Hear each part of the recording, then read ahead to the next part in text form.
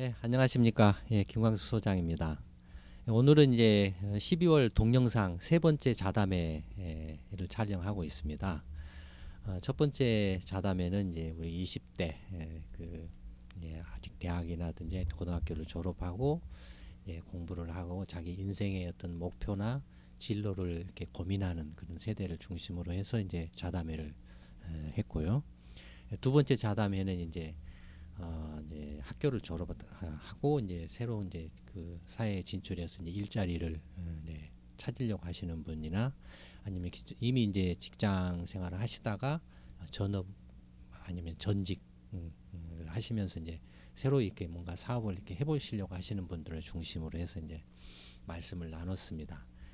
세 번째 자담회는 이제 그 하나 더 이렇게 윗세대로 이제 지금 사회 그 생활을 열심히 하고 계시고 또 이제 결혼하신 분들은 이제 자녀들을 이렇게 키우시느라고 이렇게 바쁘신 그리고 또 사회생활 하시면서 바쁘시다 보니까 아직 결혼을 이렇게 안 하셨지만 이제 결혼을 이렇게 준비를 하고 계신 분들을 중심으로 해서 이제 오늘 자담회를 이렇게 해보겠습니다.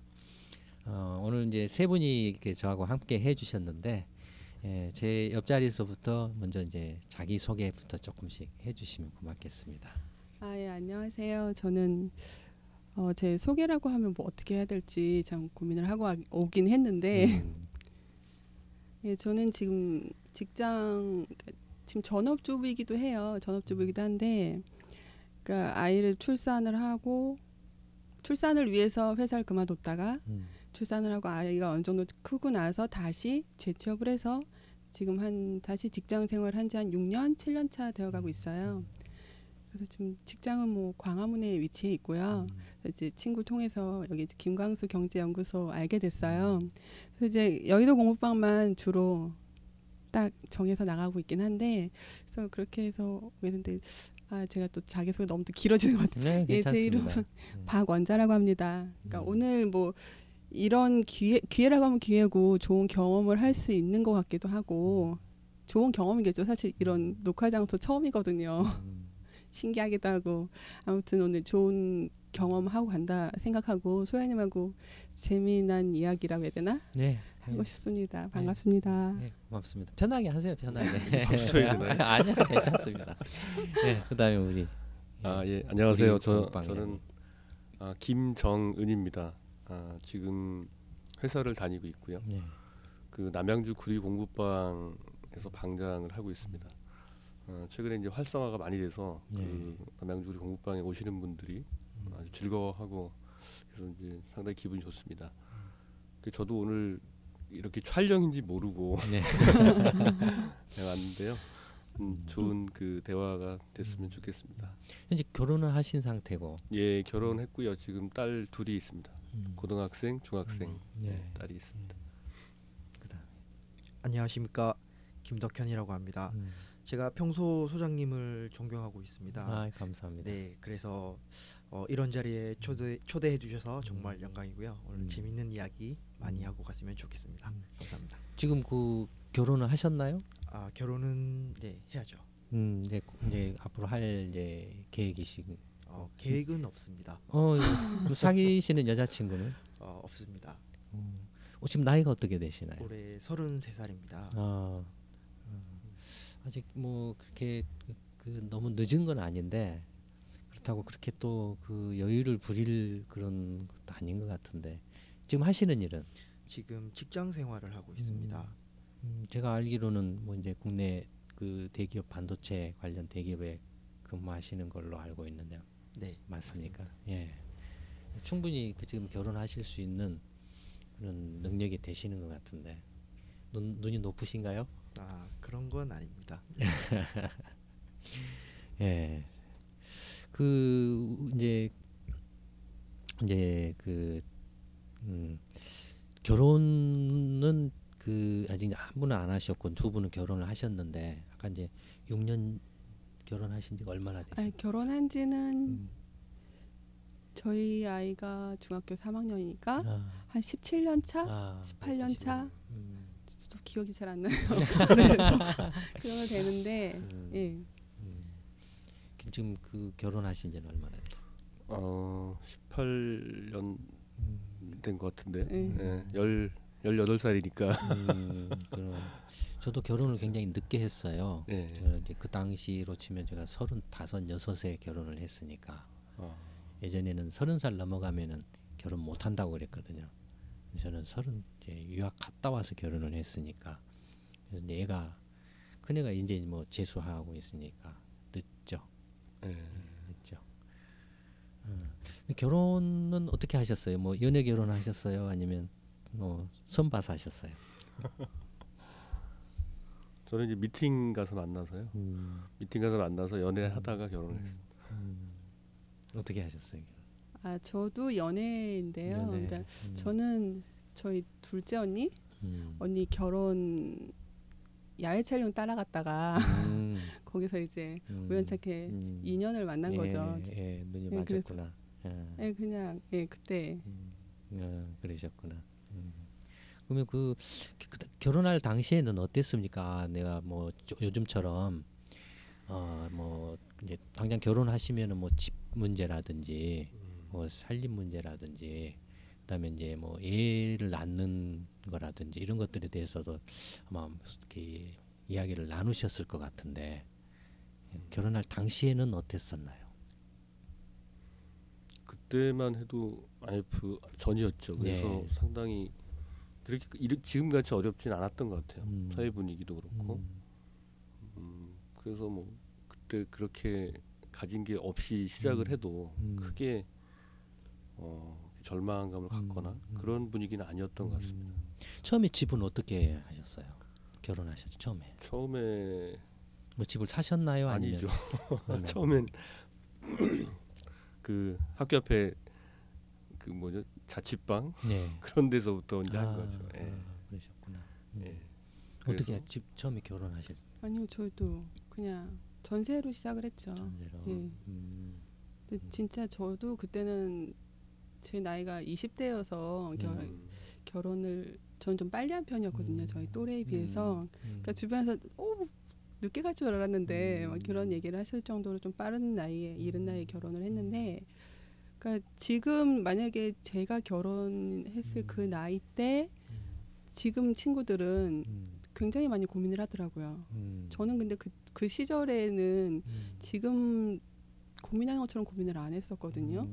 근데 많은 생각을 하고 하더라고요. 저는 그때는 제가 지금 생각했을 때 어려서 어린 나이여서 저는 이것저것 생각을 전혀 안 했던 부분들인데 요즘 친구들은 저런 걱정까지 다 하고 결혼이라는 걸 해야 되는구나 하면 사실 숨 막히죠. 네. 숨 막혀서 정말 포기할 것 같아요. 안 하고 싶은 생각이 안 한다기보단 못 한다는 게 맞는 것 같아요.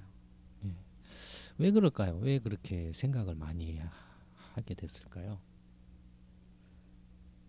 글쎄요. 경기에 뭐라 그러나 다 갖추고 시작하고 싶은 건가? 저는 그러니까 본인이 그러니까 요즘 경제 흐름으로 봤을 때는 제가 거기에 대한 답변은 잘 모르겠고 그냥 제 개인적인 느낌으로라면 그냥 조금 욕심 안 내고 좀 보여지는 게 좀 덜하더라도 그냥 하면 되는 거라고 생각을 하는데 그러니까 이제 본인 그 결혼 생활에 대한 그 만족도 이런 것들을 다 계산을 해서 시작도 그 계산 속에서 시작을 하려고 하는 것 같아서 그런 것 같아요. 저 개인적인 생각으로는. 근데 그게 아닐 수도 있죠. 어떻게 생각하세요? 그 차이에 대해서? 그 예전에 비해서 많이 이제 지금 그 구직이나 직장을 갖기가 더 어려워졌지 않습니까? 네, 그렇죠. 그렇다 보니까 이렇게 어떤 상승이라고 하나요? 생활이 어떤 올라가는 부분이 가능성이 옛날부터는 떨어진 것 같아요. 네.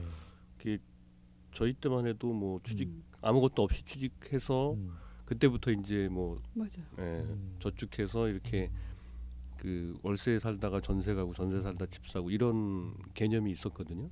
지금은 아예 그런 개념이 이제 바뀐 것 같더라고요. 그러니까 처음에 그 없이 시작하면 계속 없이 산다. 그렇기 때문에 그런 많은 고민들을 해서 이제 오히려 결정이 늦어지지 않나 그런 생각이 듭니다. 네. 어떻습니까? 지금 이제 아직 결혼을 하지 않는 이제 30대의 이제 남자로서 결혼을 이렇게 한다라고 하면 지금 어떤 것들을 이렇게 생각을 하시나요? 그렇게 심각하게 생각해 보지는 않았고요. 아직 결혼에 대한 절박감이나 이렇게 그런 좀 결혼은 좀 먼 좀 시간적으로 멀리 있다라고 느끼시는가요? 개인적인 그런 아픔이 있기에 아, 생각은 안 하고 있습니다. 그래서 뭐 요즘 보면은 너무 많이 따지는 것 같고요. 내가 무엇을 주려고 하지는 않고 어떤 거를 받고 이 사람이 어떤 사람이더라 마음을 보고 가야 되는데 뭐 너 차 있어, 너 집 있어. 맞아요. 솔직히 얘기해서 늦게 졸업했는데 집이 있으면 집에서 부모님이 주신 거고 본인이 능력이 없어서 살 수가 없습니다. 차도 그렇고. 그래서 요즘에 차 같은 경우에는 거의 뭐 렌탈을 많이 해서 젊은 세대들이 많이 사용을 하고 있고요. 그런 문제들이 많기 때문에 많이 사람들을 가려서 만나는 그런 스펙을 보고 만나는 그런 안 좋은 그런 문화들이 정착이 되지 않았나 생각을 합니다. 왜 그렇게 생각을 할까요? 갖춰서 해야 된다라고. 지금 이제 그 두 분은 네. 옛날에 결혼을 했을 때 그냥 없으면 없는 대로 시작을 했고 이제 살아가면서 돈 벌면서 하나씩 갖춰가면 된다라고 이렇게 생활을 시작을 했다라고 말씀을 하셨잖아요. 네. 이제 말씀하신 것은 요즘에는 우리 이제 결혼 정년기에 있는 젊은 분들이 뭔가를 좀 갖추어야만 결혼을 할 수 있다라고 이렇게 생각을 하신다라는 거잖아요. 네. 왜 갖춰야만 결혼을 할 수 있다라고 생각을? 두 가지 이유가 있는 것 같습니다. 첫 번째 제 경험으로 봤을 때는 저는 요즘 시대에서 원하는 때가 됐을 때 뭐 무엇을 해야 된다 그렇게 살아온 게 아니고요. 그 삶의 때에 맞춰서 저는 살았습니다. 저는 이제 고등학교를 졸업하고 회사에 취직을 해서 회사 생활을 했을 때는 그러니까 학력이 문제라고 저는 생각을 합니다. 그때 만났던 친구들은 지금 잘 만나서 잘 살고 있습니다. 하지만 고학력으로 가면 갈수록 뭐 배우자를 고를 때 그런 것들 많이 보고 따지는 것 같습니다. 그러니까 눈높이가 지금 많이 예. 높아지거나 바뀌었다 옛날하고 달리. 예. 그 눈높이라는 게 여러 가지 이제 그 조건들을 갖추는 거, 학력이든지 뭐 집이든지 차든지 뭐든지 예. 그런 걸 갖추는 거다. 네. 그렇게 바뀐 것 같다. 예. 또 하나는 조금 전에 말씀드렸다시피 그러니까 중복이 되게 제가 말씀을 드렸던 것 같은데요. 그 말 속에 다 묻어져 있어서 아 그래요. 두 분도 그렇게 느끼십니까 지금? 예를 들어서 지금 이제 젊은 친구들이 특히 여자들이 젊은 이제 결혼 정년기인 여자들이 현실적으로 결혼을 한다라고 했을 때 이제 자연의 세계도 그렇잖아요. 암컷이 이제 수컷들을 이렇게 골라서 하는 이유가 이제 좀 번식을 이제 책임을 지고 있기 때문에 그러잖아요. 마찬가지로 여자들 입장에서 보면 지금 굉장히 세상이 이제 많이 힘들고 어려운데 집값도 비싸고 취직도 힘들고 또 이렇게 언제까지 또 이렇게 돈을 벌 수 있을지 불확실한데 뭔가 처음에 그런 위험스러운 뭐랄까 좀 불안한 그런 불확실한 상황 속에서 여자들이 더욱더 혹시 훨씬 더 이렇게 방어 본능이라 할까요? 그런 것들이 더 강하게 작용을 해서 그런 것들을 미리서 이렇게 조금 이렇게 갖춘다든지 아니면 그런 것을 갖출 수 있는 사람을 결혼 상대자로 선택을 한다라고 이렇게 볼 수도 있지 않을까 싶기도 한데요. 근데 제가 보기에는 이제 교육하고도 관련이 많이 있는 것 같은데요. 네. 그러니까 여자들이 교육받는 이 수준이 옛날보다는 많이 높아진 것 같습니다. 그렇죠. 네. 그러니까 이제 요즘은 그 대학 진학이 남녀가 거의 차이가 없지 않습니까? 네. 옛날만 해도 남자들이 아마 얼등하게 많이 그렇죠. 그런 이제 상급학교 진학을 했고 그 교육을 많이 받은 여자들이 아무래도 어떤 남녀 평등 의식이나 이제 그런 그러니까 굳이 어떤 남자와 결혼을 통해서 해결하려고 했던 그런 경제적 문제들에서 좀 자유로워지지 않았을까. 그러니까 그런 이제 여성들의 의식이 많이 올라갔을 것 같다. 그런 면도 있지 않나 생각을 네. 해봅니다. 충분히 그럴 수 있겠네요. 네. 네. 그 생각이 맞는 것 같아요. 저도. 아, 그래요. 근데 저 같은 경우에도 저는 이제 20대 중반에 결혼을 해서 그러니까 저도 대학이라는 곳을 나오질 않았어요. 그래서 그러니까 20대 중반에 결혼을 했을 때는 지금 여성분들처럼 뭐 남편이 뭐 어떤 직업을 가져야 돼, 뭐 어느 정도 나를 어떻게 어떤 생활을 할 수 있어야 돼 이런 조건들을 사실 봤던 기억이 없어요. 그냥 저는 제 기억에 그냥 사람만 봤거든요. 그냥 이 사람의 성실성만 봤는데 요즘 여자분들은 그게 아니라 다른 무언가를 또 같이 곁들여서 이렇게 보잖아요. 그 사람이. 그러니까 이 사람이 별로여도 주변 것들이 좀 잘 조합을 이루어져 있으면 그 사람 자체도 좋아 보이게. 그렇게 이렇게 인식이 좀 많이 바뀐 것 같아요. 그러니까 저는 그 나이 때 20대 중반 그때 그런 거는 전혀. 그러니까 저는 그냥 사람만 봤거든요. 그 사람만 봤는데 요즘은 그게 아닌 것 같아요. 근데 그게 진짜 교육으로 인해서 자기가 자기 자신을 생각하는 부가치가 좀 달라진 거겠죠. 그러니까 그렇기 때문에 내가 여기까지 했는데 이 정도 했는데 굳이 이 사람 아니어도 그런 생각을 할 수 있는 게 정말 당연한 것 같아요. 왜냐면 나 혼자서도 저도 지금 직장을 다니면서 아이를 키우고 있지만 뭐 만약에 제가 직장을 다니지 않고 집에서 그냥 전업주부로 있을 때 남편이 어떤 뭐 사고를 당했다라든가 이랬을 때 내가 어떻게 해야 될지 모르는 상황에 당할 건 맞지만 제가 지금 직장을 다니면서 아이를 키우는 입장이라서 그런지 굳이 남편이 덜 벌고 못 벌면 내가 하면 되지라는 생각을 하거든요. 근데 결혼한 나도 그렇게 생각을 하는데 결혼 정년기에 있거나 결혼 정년기에 있지 않은 젊은 여성들은 집에서 놀고 있는 사람이면 모르겠지만 자기가 어떤 뭐 직업을 갖기 위해서 노력을 한다라든가 직업을 지금 갖고 있다고 하면 굳이 상대한테 그거를 하진 않을 것 같아요. 그렇기 때문에 주변 것들을 더 볼 수밖에 없는 그런 게 되어 있을 것 같아요. 인식이. 그냥 순수하게 그러지만 않아요. 저도 결혼을 예를 들어 이렇게 이제 옛날하고 문화가 바뀌었지 않습니까? 네. 그러니까 지금 우리가 잘 모르지만 프랑스 같은 경우는 특별히 결혼 제도에 안 들어가더라도 동거나 이런 것들을 제도적으로 다 이제 국가가 인정을 해준단 말이죠. 그러니까 그거는 여성들의 어떤 지위가 올라간 거를 국가가 수용했다.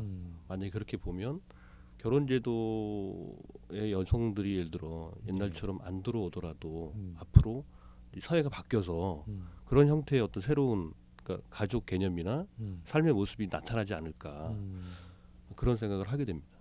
그리고 제 개인적으로는 결혼이라는 것 자체가 직장을 생활을 하면서 제가 느끼는 거예요. 네. 그냥 저도 이제 단면적인 제 사고 방식으로 생각했을 때, 제 가치관을 생각했을 때일 수도 있는데 남자들한테는 참 플러스가 되는 점이 많은 것 같아요. 결혼이라는 제도가. 근데 제가 직장을 다니면서, 그러니까 집에서 전업주부만 했을 때는 그 느낌이 좀 덜했어요. 근데 직장을 다니면서 아이도 키우고 일을 하면서 뭐 또 다른 뭐 제가 노후를 위한 뭐 어떤 직업을 또 다른 직업을 갖기 위해서 이런 일들을 같이 병행하다 보니까 그런 생각이 들더라고요. 그러니까 지금 말이 갑자기 생각이 안 나는데, 예.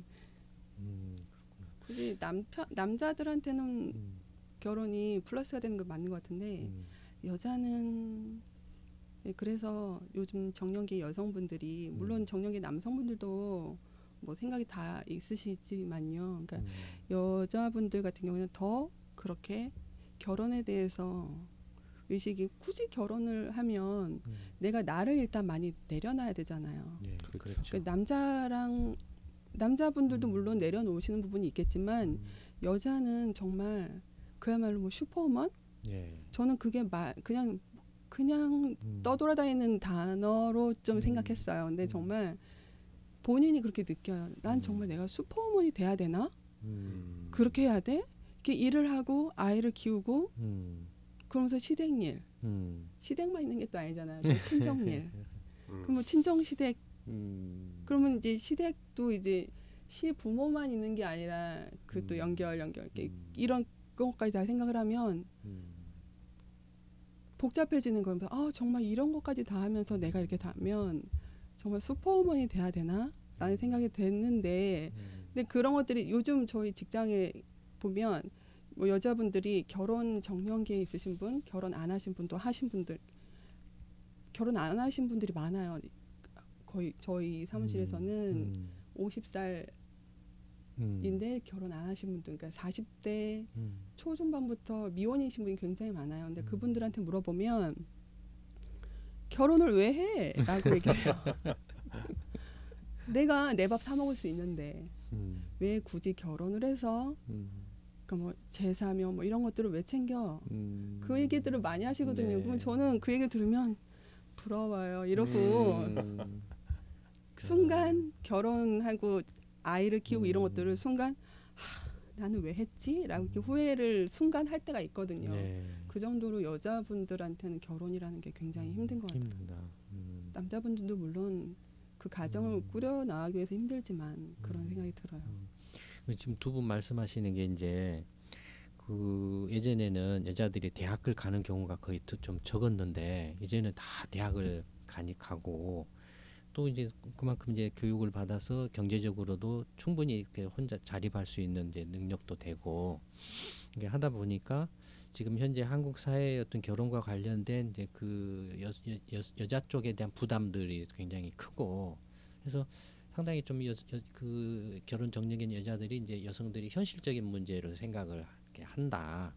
그래서 굳이 이렇게 그 결혼으로 해서 이렇게 얻을 수 있는 뭐 효익이라 할까, 만족감이라 할까, 어떤 행복이라 할까 이런 거 하고 혼자 살았을 때 얻은 것하고 비교해 봤을 때 결혼 안 하는 게 더 큰 것 같다라고 해서 이렇게 혼자 사는 경우가 많은 것 같다. 뭐 이제 그런 좀 이렇게 그 느낌의 말씀 하신 것 같은데. 근데 이제 그 결혼을 안 하는 이유 중에 하나로 뭐 두 분도 아마 많이 들어보셨을 거라고 생각하시지만 젊은 사람들이 결혼을 하고 싶어도 예전에 아까 말씀하신 것처럼 그냥 또 단칸방 얻어가지고 이렇게 하고 물건 없어도 그냥 없으면 없는 대로 여름에 더우면 무슨 에어컨 있습니까? 냉장고가 있습니까? 뭐 냉장고는 뭐 이렇게 조그만한 거 하나 하는데 아니면 옛날에 얼음 사다가 이렇게 하고 뭐 했는데 저도 사실 그 결혼 처음 이렇게 했을 때 봉천동 저기 그 달동네 상가 방 하나 얻었다가 나중에는 저쪽이 광명동 그 안양천 옆에 그 반지 하나 이사가 그렇게 했거든요. 근데 지금은 그런 것 자체가 불가능하다.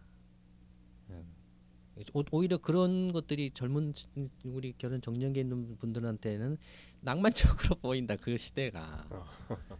지금은 현실적으로 그런 단칸방조차도 몇 천만 원이고 심지어 이제 뭐 젊은 분들이 이제 아파트를 선호를 하는데 다 아시는 것처럼 아파트 하나만 해도 어마어마하고 그다음에 이제 결혼을 하려고 하면 결혼 비용이 만만치가 않은데 그 비용을 지금 이제 요새 뭐 얼마 그 연구소에서 낸 책에서도 이제 그런 거 내용이 있었는데 결혼 비용이 한 1억 원이 넘게 들어간다고 하는 것 같아요. 근데 상당 부분이 남자들한테 부담이 이렇게 주택 문제 빼고 그 정도 들어간다고 하는 것 같아요. 상당 부분이 남자들이 부담을 하는 걸로 이렇게 이제 되는 것 같은데 그래서 그 돈을 옛날에는 다들 이제 능력자들이시니까 능력자들이니까 그냥 가서 벌고 또 그 결혼하면 여자는 집에서 그냥 생활하고 애만 키우면 되고 뭐 단칸방이라도 남편 돌아오면 밥하고 뭐 이렇게 하는 그런 생활만 해도 이렇게 되는 그런 시대였지만 지금은 어쨌든 서로가 이렇게 생각도 비슷하고 학력도 비슷하고 능력도 비슷하고 근데 그런 비슷한 사람들이 결혼을 해서 살려고 해도 현실적으로 지금 뭐 집값 문제라든지 결혼 비용 문제라든지 이런 것들을 감당을 못한다. 받은 뭐 이렇게 취직도 어려운데 취직했다고 해도 정말로 제대로 된 월급을 받을 수 있는 사람이 전체 뭐 한 100명이라고 치면 대기업 뭐 공무원, 공기업 취직자 수를 전부 합쳐봐도 한 13명밖에 안 되고 나머지 이제 80명이나 90명은 뭐 중소기업이나 자영업이나 아니면 뭐 그런 상태로 취직을 한다 이거예요. 그런 정도로 취직하는 사람이 태반인데 거기서 돈을 몇 푼을 받겠냐? 그러면은 젊어서 30대 좀 뭐 이렇게 전반에 결혼을 한다고 치더라도 택도 없다 이거예요. 그 돈 가지고는 부모한테 손을 벌려야 되는데 부모가 또 형편이 되는 젊은 세대는 또 결혼을 한다 이거예요. 부모가 대신 새 전셋집이라도 얻어준다든지 집이라도 사준다든지 살림살이라도 장만을 해준다든지 한다 이거예요. 근데 또 상당수는 부모가 또 그런 능력이 없다 이거예요. 그래서 이제 당사자들은 뭐 이렇게 사귀고 있으니까 결혼을 하고 싶어도 현실적으로 그런 뭐 집 문제, 결혼 비용 문제, 자기들이 지금 가서 뭐 하다못해 뭐 알바를 하든 뭘 하든 아니면 가서 뭐 중소기업 가서 일을 하든 뭐 이렇게 김밥 장사를 해서 돈을 벌든 간에 택도 없다 이거예요. 자기 자력으로 결혼을 하는 건. 그러니까 그런 것들 때문에 지금 그 결혼을 못 하고 있다라는 이야기들이 굉장히 많잖아요. 저희도 그런 이야기를 많이 하고 있고. 지금 말씀 들어보니까 옛날에 비정규직이라는 말이 없었던 것 같아요. 그렇죠, 없었죠. 옛날에는 졸업을 하고 취직을 하면 당연히 그렇죠. 정년까지 보장이 되고 그런 개념으로 이제 다 취직을 했지 않습니까? 어느 순간부터 거의 비정규직이 아주 많은 그런 분위기. 그러니까 그 속에서 말씀하신 대로 그 아주 언제 잘릴지 모르고 조금 받고, 그러니까 그 계획을 세워서 결혼을 이렇게 추진하기가 어려운 상황이 됐다고 볼 수가 있는 거죠. 그러니까 그 이제 출산율을 보면 혼인 수하고 출산율을 보면은 그 외환위기를 기점으로 해서 그냥 확 떨어져요. 결혼 수도 확 떨어지고. 그러니까 경제적 충격이 이 결혼에 결정적으로 영향을 미친 아까 이제 말씀하신 여성들의 어떤 수준의 그 향상이라든지 높아진 거라든지 경제력의 향상이라든지 이런 것들이 분명히 젊은 층들의 결혼에도 영향을 미치고 있지만 그러나 그 통계 수치로 보면은 결혼 수, 혼인 숫자라든지 출산율 이런 걸로 보면은 경제 위기가 왔을 때를 기점으로 해서 확 떨어지거든요. 경제가 조금 안정될 때는 또 유지를 하고 그런 모습을 보였거든요. 그런 점에서는 또 어떻게 생각하시나요, 우리? 이제 집 이렇게 여러 가지 집안 결혼 비용 문제나 또 뭐 집 문제나 또 이제 결혼하면 어쨌든 애를 낳아야 되는데 애 키우는 문제, 비용이 너무 감당이 안 되고 그것 때문에 나중에 결과가 서로 안 좋아가지고 파탄이 나는 경우도 이혼이 굉장히 급증하고 있거든요. 근데 대부분이 경제적 이유 때문에 뭐 이제 성격 차이로 이렇게가 나오는데 성격 차이도 사실은 돈이 없으니까 성격 차이인 거죠. 돈이 없으니까. 없으면 싸웁니다. 그렇죠. 있으면 성격도 맞춰 가거든요. 어떻게 생각하세요? 그에 대해서는 결혼 이렇게 하고 싶은 사람들이 젊은 사람들이 많이 있는데 현실적으로 그런 경제적인 문제를 감당할 수가 없다라고 생각을 하기 때문에 이제 포기한다라는 그런 이야기들에 대해서는 어떻게 생각하세요?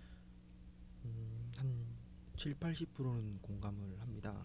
실질적으로 제가 사는 지역에 아파트 전세를 24평을 얻으려고 하면 약 1억 9천에서 2억 5천 정도의 금액이 필요한 게 현실이고요. 조금 변두리로 가게 되면 한 1억 5천대 이상부터 살 수가 있습니다. 그러면 대학 졸업을 27살에 했다고 치면 3년을 벌면 30이지 않습니까? 그러면 2천만 원씩 벌어도 6천만 원밖에 안 되는 겁니다. 그러면 부모님한테 손을 벌리게 되고요. 그런 거를 만약에 제가 남자라고 가정을 하고 여자도 똑같이 직장 생활을 했다고 가정하면 둘이 합치면 1억 정도 되는 금액입니다. 그렇게 벌 수 있는 친구들이 사람이 100명이 있다고 하면 그 정도 수입을 얻을 수 있는 사람들은 한 20% 정도, 한 20명 정도밖에 안 되는 게 제가 겪어본 현실입니다. 그래서 그만큼 예전처럼 정으로 뭐 서로 믿고 의지해서 사는 게 더 힘든 시대가 되지 않았나 생각을 합니다. 지금 아직 자녀분들이 이제 결혼 뭐 하신 분들은 없잖아요. 네. 이제 예를 들어서 형제분 중에 그 뭐 자제분들이 있어서 결혼시킨 뭐 그런 형제간 중에 혹시 그런 분이 있으신가요? 계신가요? 아직은 없습니다. 없으세요? 네. 저는 이제 큰형님 위에 이제 형님이 두 분이 계시는데 어. 큰형님 둘째 형님이 계시는데 큰형님은 이제 그 이제 조카가 이제 아들 딸 두 명인데 둘 다 이제 결혼을 시켰어요. 그다음에 둘째 형님은 이제 역시 아들 딸이 있는데 이제 아들을 또 결혼을 시켰거든요. 근데 모두 다 이 형님들이 다 그 보조를 해줬어요. 저희 이제 큰 조카 큰 형님은 이제 그 아들이니까 큰 조카죠. 그 경우는 이제 이제 그 과기원을 졸업을 해서 이제 그 지금 포스닥으로 이렇게 미국에 가 있는 중인데 이런 정도 친구도 결혼을 자기 힘으로 못 해요. 자기 힘으로. 그러니까 다 이렇게 뭐 일단은 그 공부해서 공부 마치는 나이가 이제 32~33살이 돼 버려요. 32~33살이 되고 그럼 그때 이제 결혼을 하려고 하면은 이제 취직을 해야 되는데 이 친구도 지금 취직이 어려워요. 어려워요. 그러니까 지금 박사학위 가져가지고 우글우글 해요. 그냥 우글우글 해요. 박사학위 가지면서 지금 마땅한 일자리가 없어가지고 빙빙 겉돌고 있는 사람들이 물론 이제 박사학위 가졌다 그래서 그 사람들이 모든 게 그 뭐 이렇게 뭐 능력이 있다라는 걸 검증하는 뭐 입증해주는 그런 건 아니지만 뭐 엉터리도 많으니까 어쨌든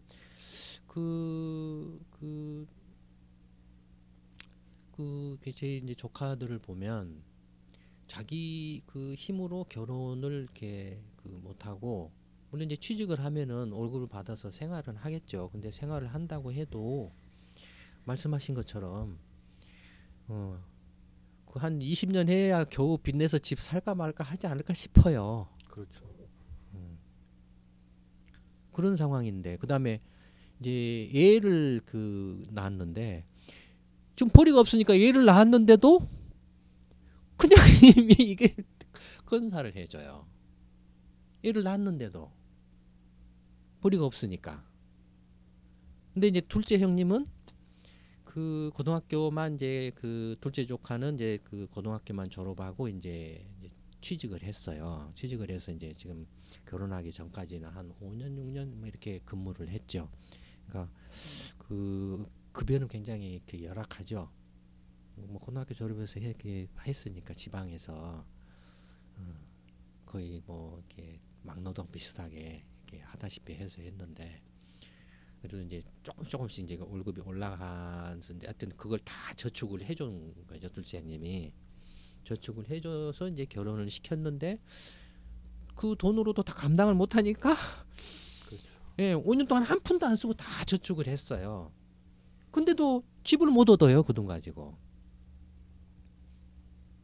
둘째 형님이 이제 그거 또 이렇게 모자란 걸 또 대주고 결혼 비용도 이렇게 해주고 그러니까 부모들이 이제 결혼식 하면은 뭐 이게 축의금 들고 막 가잖아요. 지금 저의 그 경우만 봐도 지금 이제 위에 형님들 그 조카들 결혼한 거 보면 자기 힘으로 결혼을 할 수가 없어요. 할 수가 없어요. 그다음에 결혼은 그렇다 치고 그러면 얘를 지금 낳아서 이제 키우고 계시잖아요. 얘 그건 어떻게 생각하시나요? 이제 지금 교육비라든지 앞으로 이제 나중에 얘들 이제 결혼도 시키셔야 되잖아요. 이제 부모 입장에서 지금 이제 결혼을 안 할 수도 있다라고 이렇게 쿨하게 말씀을 하셨는데 이제 얘가 이제 커서 결혼을 해야 될 나이가 됐을 때는 부모 입장에서는 이제 어떻게 이렇게 생각하실지. 그러게요. 지금부터 쿨하게 지금 생각을 갖도록 하고는 있는데 막상 뭐 공부하고 그렇게 이제 급여가 작은 상태에서 그런 엄청난 집을 구해서 결혼한다는 건 거의 불가능할 것 같은데요. 그러다 보면 아마 나이가 계속 먹어질 것 같아요. 그 상태로. 교육비 같은 경우는 어떤가요? 어떤 지금 그러니까 저 같은 경우에는 그러니까 모르겠어요. 제가 그런 교육 그런 쪽에 사실 열성이지를 못해요. 열성이지를 못해서 좀 어떻게 보면 아이한테 좀 맡겨 놓는 편이거든요. 그러니까 요즘 엄마들처럼 이렇게 막 이렇게 이거 먹어봐 저거 먹어봐 이렇게 할 수 있는 그 부모가 저는 못 돼요. 그래서 그러니까 제가 제 능력이 그것밖에 안 되기 때문에 그런 걸 수도 있는데, 그러니까 저는 아이가 먹고 싶다고 이야기할 때만 그 먹을 걸 위해서 지불을 하거든요. 그래서 저 뭐 그런데도 저는 그러니까 우리 아이도 그냥 뭐 영어 수학 정도 이렇게 학원을 다니는데 그래도 그 두 과목을 해도 매일같이 가는 거 그냥 보습 학원식으로 다니는 그런 데를 가도 4-50만 원 정도 들어가거든요. 근데 그거를 했을 때 정말 이거 투자잖아요. 어떻게 보면. 그렇죠. 근데 어떻게 보면 아니고 정말 투자잖아요. 근데 거기에 대한 공부로 이렇게 효과가 오냐 그게 아니고 그냥 일상적인 것 같아요. 학원이라는 것 자체가 사실 그렇게 다닐 것 같으면 안 다녀도 되거든요. 죄송합니다. 근데 불안한 거죠. 안 가면 안 될 것 같고 본인도. 근데 부모 입장인 저도 아이가 물론 이제 가야 될 것 같아 학원을. 그래서 저는 보내긴 했지만 그나마도 안 하면 불안할 것 같아서 그래서 이제 보내기는 하는데 교육비가 사실 많아요. 제가 보기에는 그 영어 수학 뭐 하루에 1시간 2시간 이렇게 하고 오는데 40, 50. 저는 하나인데도 그런데 뭐 이렇게 정말 2명 3명 키우는 분이면서 연년생이다. 터울이 좀 더 많으면 그나마 또 다행인데 보통 또 터울이 뭐 많아야 뭐 3살, 1-2살 이렇게 차이 나잖아요. 뭐 정말 늦둥이 낳지 않는 한은 그렇게 차이가 많이 안 나니까. 그러면 월 그냥 기본적으로 꼭 가야 되는 것만 보낸다 해도 두 아이면 100만 원 이상은 그냥 100, 뭐 이렇게 부담스럽죠. 월급쟁이 입장에서는. 뭐 그렇다고 정말 월급을 또 제때제때 받는 회사를 다니는 사람은 그나마 또 다행이지만 그렇지 못하면 근데 거기까지 생각하면 정말 결혼 생각 못할 것 같아요. 정말. 아니 왜냐면 그냥 그건 나가야 되는 돈이잖아요. 그렇죠. 내가 이렇게 잡을 수 있는 돈이 아니고 그냥 나가야 되는 거고 이건 내 돈이 아닌 거기 때문에. 근데 그 내 돈이 아닌 돈을 일단 벌어야지 내 돈이 아닌 것도 나갈 수가 있는데 못 벌면 그게 안 되는데. 근데 그 생각을 안 할 수가 없을 것 같아요. 비용이 만만치 않죠. 어떠신가요? 지금 이제 지금 맞벌이 하시잖아요. 예, 맞벌이. 맞벌이. 애들 지금 이제 그 교육비 문제는 저도 이제 아까 비슷한 생각을 갖고 사교육을 저희는 안 했어요. 애들이 한 번도 그 피아노 학원 정도만 이제 사교육을 했고 그 외에는 전혀 집에서 있는 거죠. 그러니까 이제 다른 애들이 다 학원을 다니니까 우리 집이 이제 사랑방처럼. 왜냐면 우리 애들 항상 집에 있으니까 애들이 학원 왔다 갔다 하다가 들려서 놀고. 근데 학원을 그러니까 다닌다고 하는 게 이제 어떻게 보면 참 그 불필요한 경쟁을 열심히 시키는 거잖아요. 초등학교, 중학교 뭐 이런 그런 생각을 했기 때문에 일찌감치 그걸 합의를 하고 애들하고도 이제 동의를 구해서 학원 안 가고 지금은 이제 공부방 나오는 정도. 그 애들한테는 그것도 좋은 교육이라고 생각을 하거든요. 그래서 그렇게 이제 저희 집 같은 경우는 가외로 들어가는 돈은 많지 않았는데 애가 이제 고등학교를 가고 보니까 돈이 많이 들더라고. 고등학교 가서 학교에 내는 돈만 해도 상당히 많이 듭니다. 그래서 그 생각했던 것보다 훨씬 더 교육비가 많이 든다 그런 생각을 했고 그 고등학교 무상교육이 대통령 공약이었지 않습니까? 기대를 많이 했는데 그냥 없던 걸로 되더라고요. 저도 그거 기대했는데 그래서 고등학교 자녀를 둔 학부모들한테 매우 그 공약이 불쾌하죠. 불쾌한 거죠. 어떻게 보면. 등록 한 학기 이제 그 3개월마다 이제 등록금이 되잖아요. 그러니까 한 50만 원씩 나가죠. 1년이면 이제 고등학교 한 해만 있어도 200만 원 이제 등록금으로 나가고 그에 이제 급식비야 또 이렇게 다 등등 뭐 이런 것들이 있고. 근데 고등학생은 양반일 것 같아요. 지금 두 분 다 이제 자제분들이 아직 대학은 진학은 안 했잖아요. 그렇죠. 그런 상태. 대학은 이제 등록금이 학기마다 4,500만 원씩 뭐 되니까 사립대는 그보다 더 비싸고 그러면 1년에 돈 1,000만 원씩 등록금만 그다음에 그것만으로 그치는 게 아니라 이제 집 근처에서 대학을 다니면 좋은데 그게 아니잖아요. 지방에 있는데 지방에서 서울이나 수도권에 온 경우에는 더 죽죠. 그러니까 그게 기숙사가 있어서 뭐 싼 것도 아니고 기숙사가 있는 것도 아니고 이제 무슨 방을 얻어서 한다든지 방값이 그냥 뭐 장난이 아니에요. 그러니까 등록금보다 더 이렇게 돈이 들어가죠.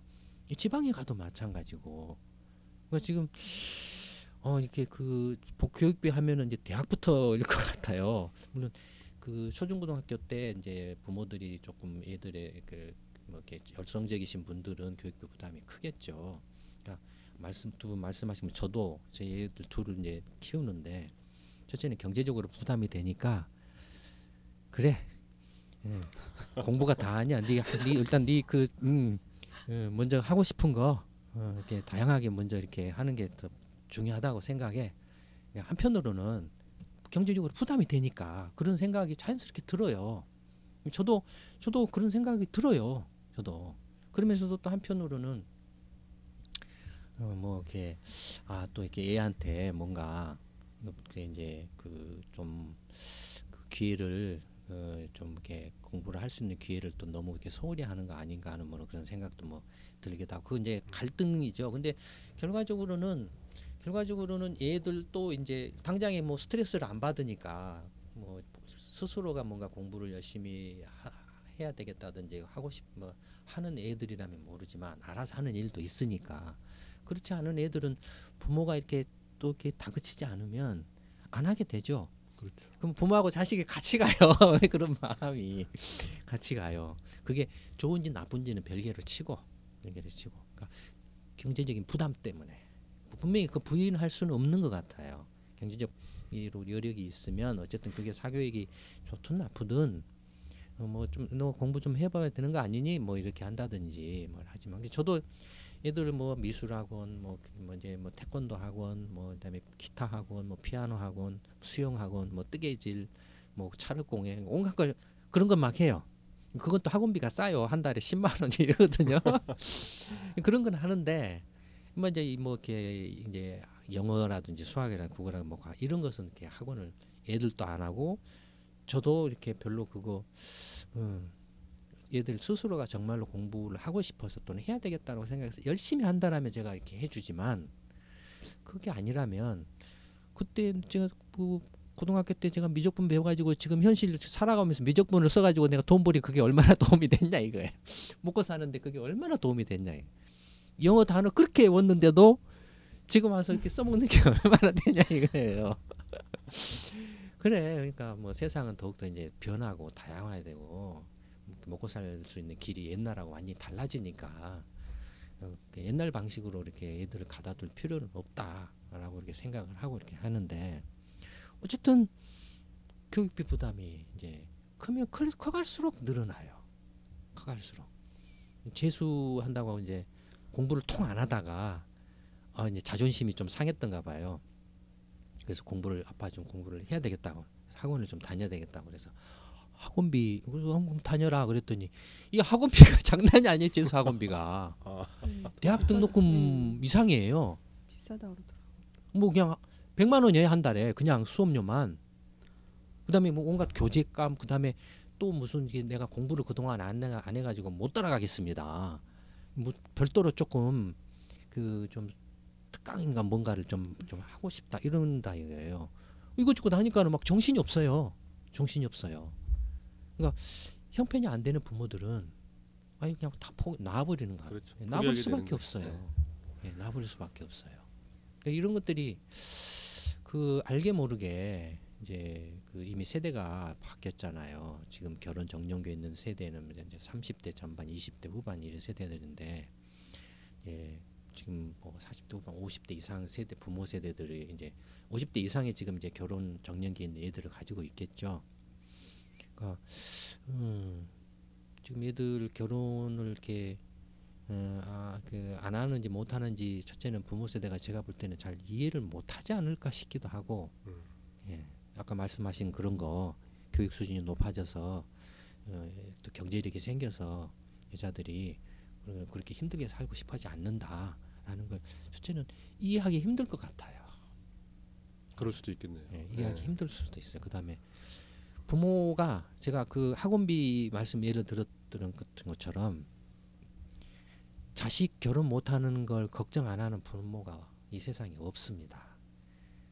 말할 수 없이 고통스러워요. 자식 결혼 못하고 있으면 안타깝고. 근데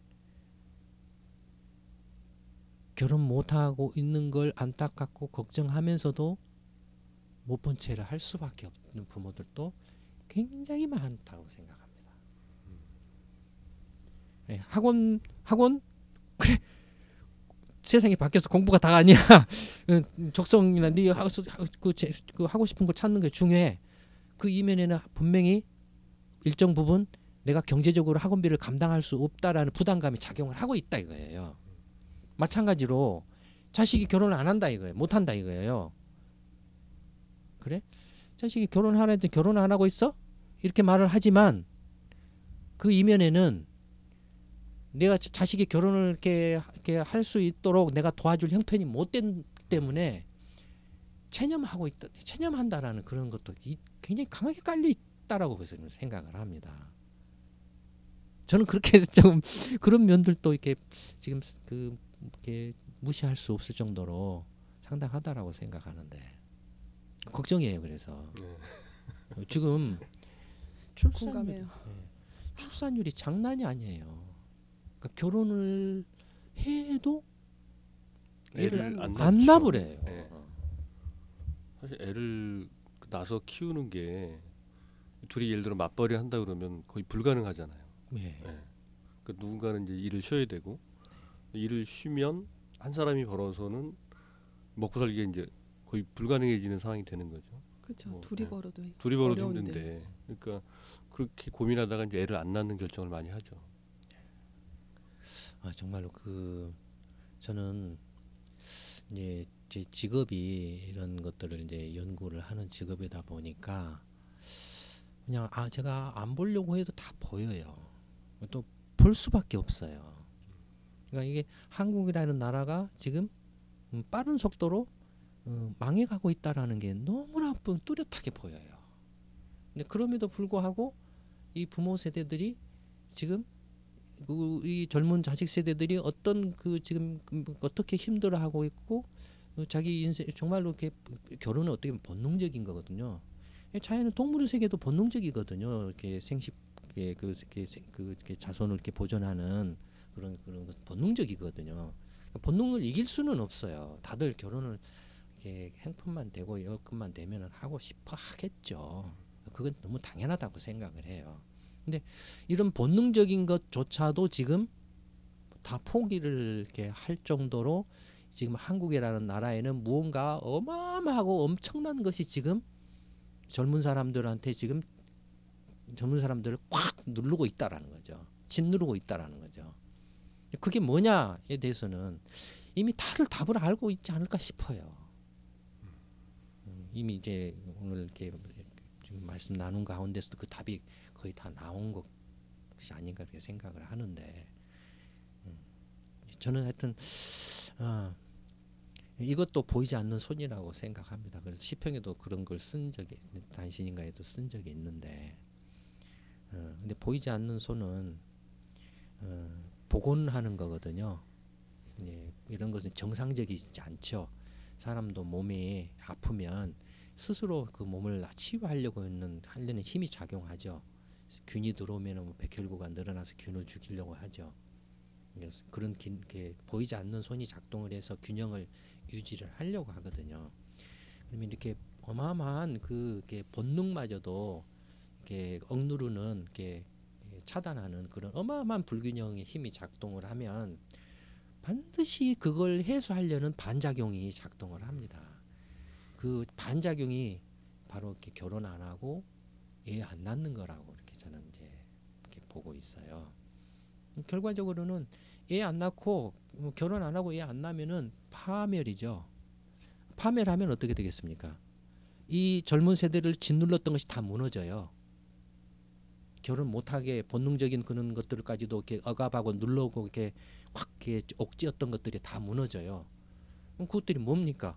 부동산이라든지 뭐 교육비라든지 뭐라든지 다 얘들 안 낳아서 사람이 없는데 누구한테 집을 팔 것이며 누구한테 교육 학원 서비스를 할 것이며 누구한테 물건을 팔겠습니까? 그러니까 이미 이미 한국은 정해져 있습니다. 1년에 얘를 낳을 수 있는 그 여자애가 이제 20만 명 정도로 줄어들어요. 지금 현재 그 정도 줄어들어 있어요. 얘를 낳을 수 있는 여자애가 한 해 태어나는 숫자가 그 정도밖에 안 됩니다. 근데 이 얘를 낳을 수 있는 여자애가 평생 얘를 낳는 숫자가 몇 명 같아요? 0.6명입니다. 그러니까 20만 명의 여자아이가 평생에 얘를 낳을 수 있는 숫자가 0.6명. 그 여자아이를 낳을 수 있는 숫자가. 그러니까 재생산 수준이죠. 평생에 그 20만 명의 여자아이가 평생에 낳는 아이 수는 지금 1.1명 정도죠. 근데 여자아이는 더 이제 줄어드는 거죠. 20만 명이 0.6명 여자아이를 낳으면 이제 15만 명, 10만 명 막 줄어들겠죠. 그래요, 지금 상황이. 근데 사람들은 이렇게 조금 근원적이고 아주 그 광범위하고 뭔가 장기적으로 진행되는 물밑에서 보이지 않게 진행되는 것에 대해서는 문제가 아니라고 모른다든가 문제가 아니라고 생각한다.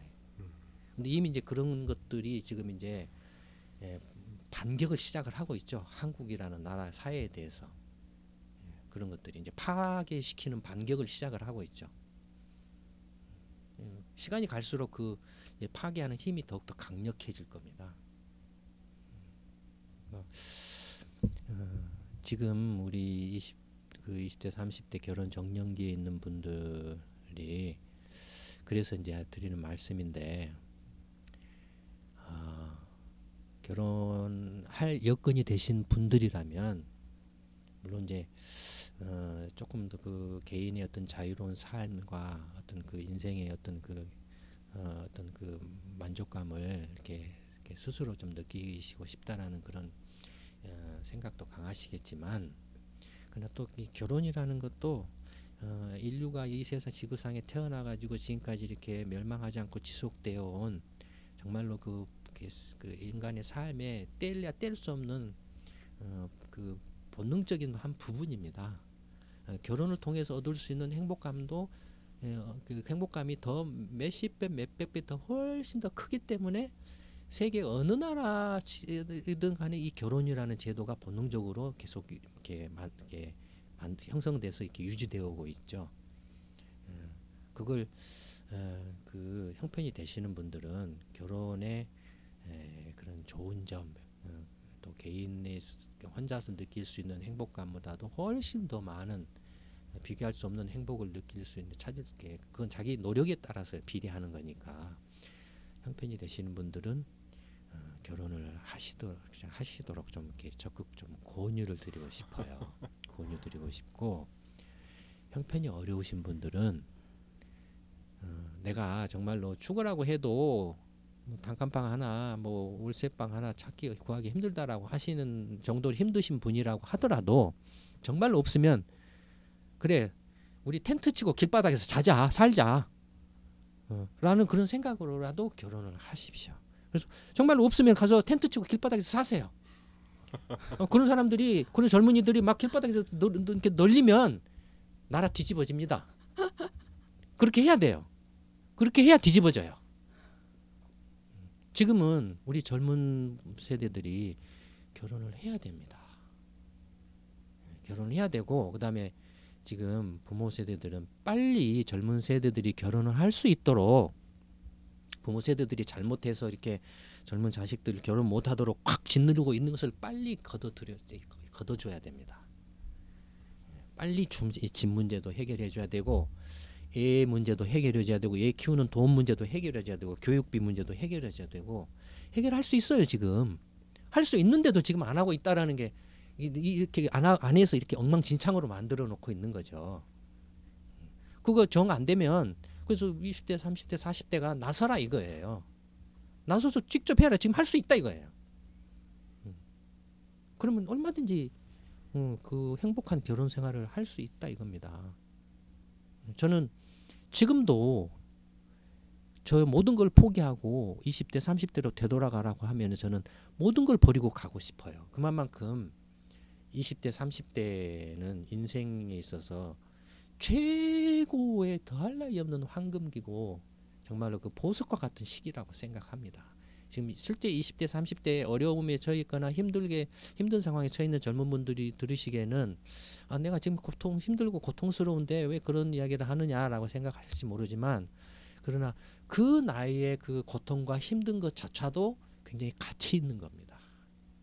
나중에 나이를 먹고 보면은 그때 그런 힘들고 고통스러웠던 것들이 자기의 인생 삶에 있어서 뭔가는 모르지만은 크게 그 보탬이 되는 역할을 하게 될 겁니다.